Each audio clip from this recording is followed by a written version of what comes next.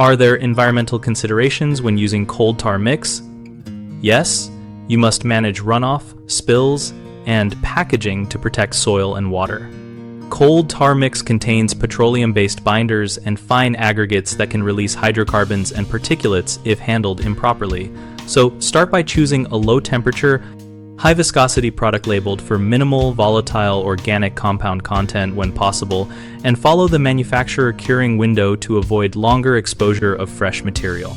Work only when no rain is forecast for at least 24 hours and protect nearby drains with fabric or temporary covers to prevent loose tar from washing into stormwater systems. Use containment such as berms or temporary low-profile barriers around the work area to keep loose material and wash water confined, and sweep loose aggregate immediately back into a covered container for reuse or disposal. For tools and equipment, avoid washing directly into streets or gutters. Use drip pans and absorbent pads, then collect and dispose of used pads through household hazardous waste channels or municipal guidance. When cleaning up hand tools, remove excess material with cardboard or rags before any liquid cleaning, and capture rinse water for proper disposal rather than sending it down a drain.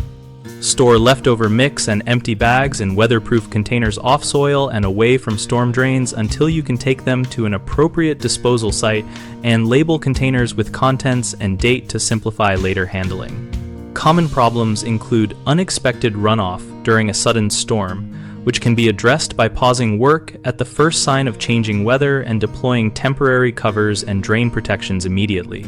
A second frequent issue is small spills from transferring material. So always transfer over a containment tray and keep absorbents on hand to pick up residues before they spread. A third concern is improper disposal of contaminated rags or packaging.